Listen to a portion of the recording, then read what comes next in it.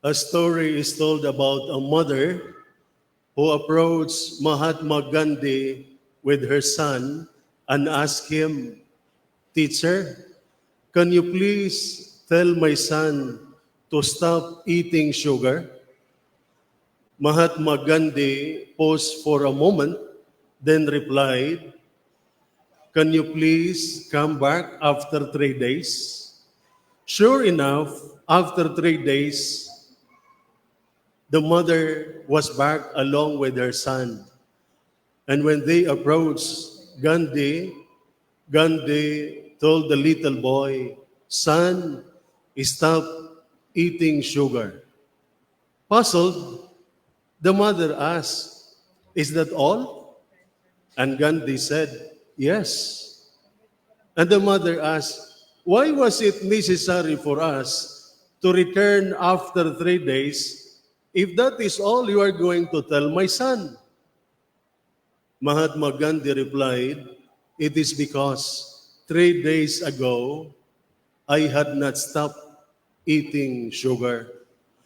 Today is Good Shepherd Sunday, and in the Gospel reading, Jesus said, "I am the Good Shepherd. A good shepherd lays down his life for the sheep." Later, Jesus repeats the same idea when he says, "For this sheep I will give my life."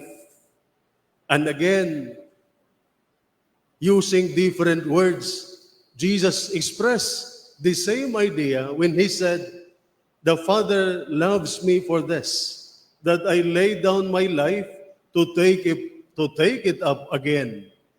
That here Jesus was referring to his death and subsequent resurrection. What we see here is a solemn declaration by Jesus that he will give his life for those who believe in him.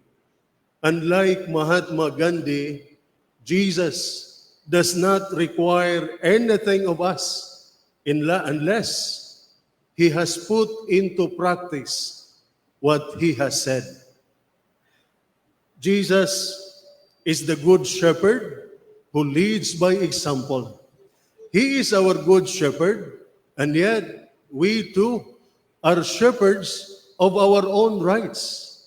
God has called some from his church to be shepherds of his flock, just like our government leaders, our president, governors, mayors, barangay captains, lawmakers, the soldiers are shepherds of their flock. In the family and schools, the parents, guardians, teachers, school classroom instructors, professors are shepherds of their flock. In the church, the bishop, priest, lay people, we who are called, are to be good shepherds to our flock. Whether we realize it or not, whether we like it or not, we are all shepherds as parents, teachers, relatives, friends, or colleagues.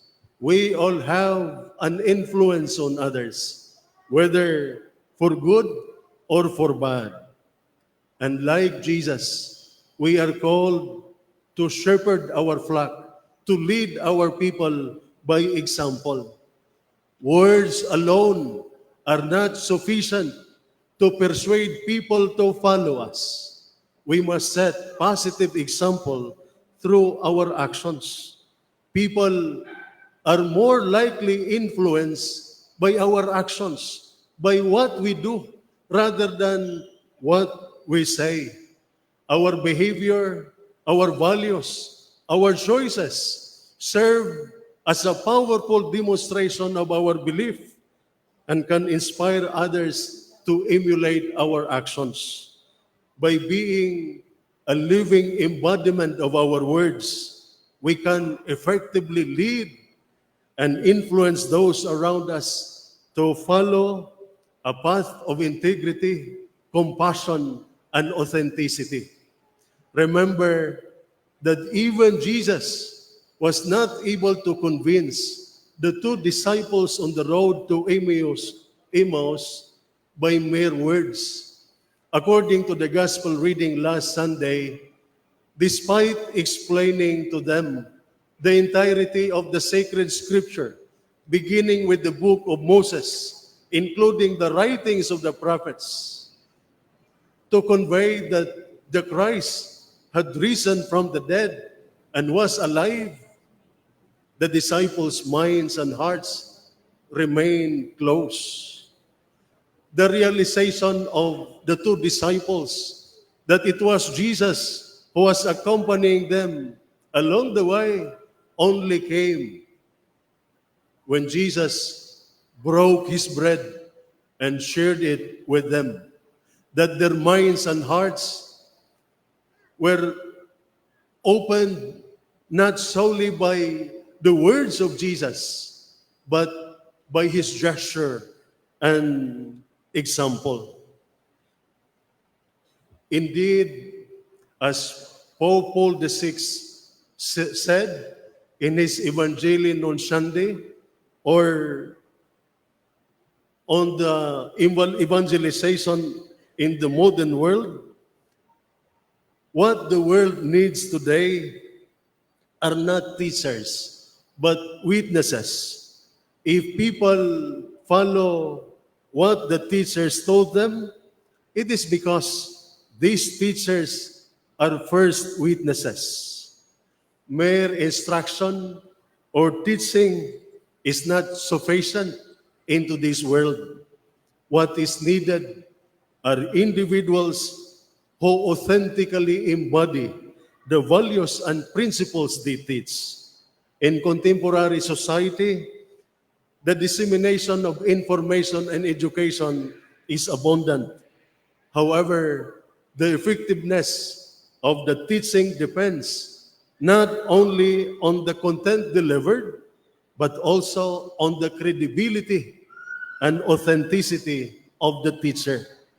In this context, the term witness refers to individuals who not only impart knowledge, but also live out the truth they profess. When we encounter genuine witness, those whose lives reflect the principles they teach, we are more likely to be inspired and motivated to follow. It is through the lived experience and actions of these witnesses that the Christian teachings become tangible and compelling. Jesus is our good shepherd. Let us accept his shepherding and express our gratitude to him by becoming good shepherds ourselves to the flock he has entrusted to our care. This concept is often referred to as paying it forward.